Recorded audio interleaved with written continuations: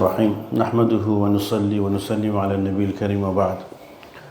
Honorable brothers, elders and sisters, Alhamdulillah, we just received a news, just a 2 hours old news, that Prince William is asking for an immediate ceasefire. What's happening in Gaza and in Israel? He's asking for an immediate ceasefire. I just hope that people don't say too little, too late. 4 months later, the prince has finally spoken. But it's definitely welcome.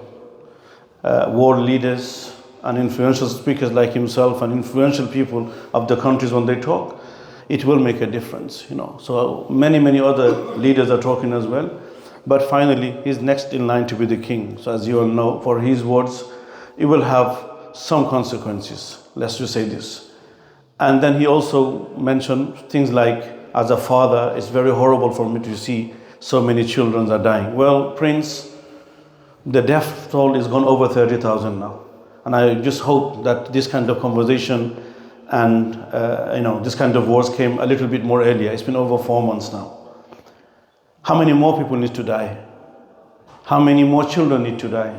How many more elderly people need to die? How many more women need to die? As I said to you, the official numbers coming from Gaza is 34,000 plus.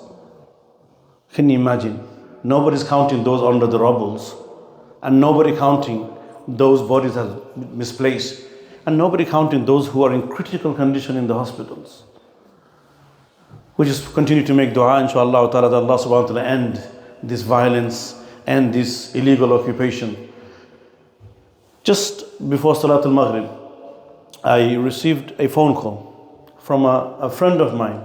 His name is Abdul Karim. He's originally from Gaza. He worked with us at Ibrahim College. I've done Umrah with him as well. He was our fundraising manager, so he fundraised, done a lot of fundraising for Ibrahim College, and we worked together for 2.5, 3 years. He said that he was he was in Egypt. So I went to Egypt and the border of Egypt, and I was trying to get my father out because my father is ill and he needs medical help. My mother is very old, they need medical help. And so I want to get them out. So I tried everything that I can in my capacity. I tried to get them out, but I couldn't. The Egyptian authority, they said to me that you have to give $7,000 per person, then we'll try to get them out. Talk about Muslims countries helping. Just think. He said, my father is elderly. Please, I know where he is, and he said, £7,000, otherwise don't talk. And even if you give the $7,000, it's not guaranteed that the body will, you could get the person. But they said, even if they don't have no passport, no documents, $7,000 will do. We'll try our very best to let them cross the border. He didn't have $7,000 for his mother, for his father, for his 2 brothers, and their wives and the children. That's a lot of money. He didn't have that. So he came back from Egypt. And then he received the news just today, before Salatul Maghrib, that his whole house was bombed by Israeli army and they all died. Inna lillahi wa inna ilayhi raji'un. This is the news of one man. Imagine how many more stories like that. This is the person, I just spoke to him on the phone. He said, my mother has passed away. My 2 brothers have passed away. The children, their wives also have passed away. My father is in hospital right now. And I'm going again back to Egypt to see if I could I hope I make it and before he passes away, or I try my very best this time I have the money now basically to see if I could get my father out. This is the story of a person that I know him personally. But I want you to know that I am very hurt because I know him personally. I couldn't speak to him on the phone. I didn't know what to say. What you tell me, what can I say to him? He's telling me, he's calming me down, saying that don't worry, brother Mujahid, my family is going to a better place. Don't worry, brother Mujahid, they were suffering for so many months. Don't worry, brother Mujahid, they had no clean water, no food for so many days. They're going to a better place. They'll get food and drink from Allah subhanahu wa ta'ala, inshallah. He's calming me down before I could say anything to him. But this is a story of one person I'm sharing with you, brothers and sisters. How many more people like that? How many more people? They don't have a story. They don't have a voice. They don't know who to tell you this story. This is what's happening in Gaza. So what do I say to you, brothers and sisters? That don't lose hope. Like I said to you, people are getting up and talking. Don't lose hope, because we Muslims don't lose hope.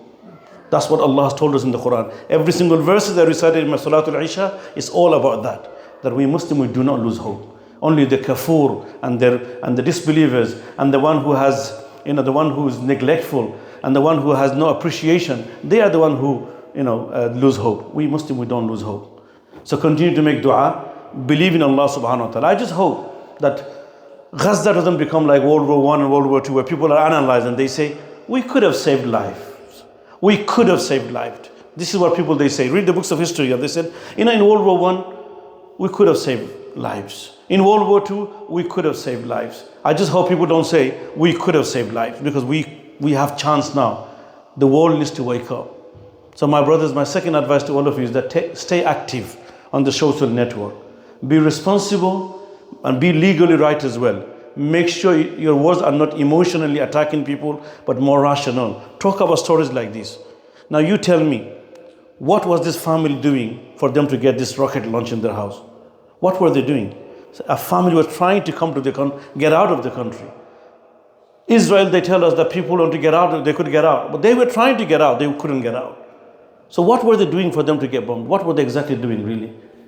The brother told me that Al Jazeera News actually captured when they were taking the dead bodies out. He said, I saw my brother. Can you imagine how he feels? Because I saw my brother in the news. When they were getting the dead body out of the rubbles, Wallahi al-Azim, he had the Quran in his hand, still holding on to it. His dead body, but he was reciting the Quran when the rocket launch came. And he still got the Quran. And he said to me, brother, I will send you this picture so you could share it with whoever you want. But it's 2 hours now, I haven't checked my phone. People are reciting Quran, reading dua, waiting for the help, and they are getting attacked like that. I'm very sorry for being very emotional, and I don't want to spoil your nights and days. I just want to bring it to your attention that the war hasn't ended, but some of us, we are behaving that it's just war has ended. Please, any demonstration that's happening, join them. Any way that you could reach out to your MPs, continue to do so. Together, we could make a little difference, inshallah. The ultimate decision comes from Allah. But at least we're going to continue to make dua, continue with our qunut nazila, continue to do whatever we can. And inshallah ta'ala, try your very best to help. And much as you can, inshallah ta'ala, with the aid. Because yes, the lorries are waiting in the Gaza. He said, I saw so many lorries. They want to go in, but it's very difficult for them to go in. And if I have said something politically incorrect, or if I had any of the Egyptian brothers here, I'm very sorry. I'm only narrating to you from a reliable, authentic person who spoke to me on the phone. And I trust him, everything that he says. May Allah subhanahu wa ta'ala help our brothers and sisters in Palestine. And may Allah subhanahu wa ta'ala end this illegal occupation. And may Allah subhanahu wa ta'ala end this violence and war. And may Allah subhanahu wa ta'ala give us all the tawfiq to continue to pray and support whatever we can, inshallah ta'ala. Jazakumullah khairan.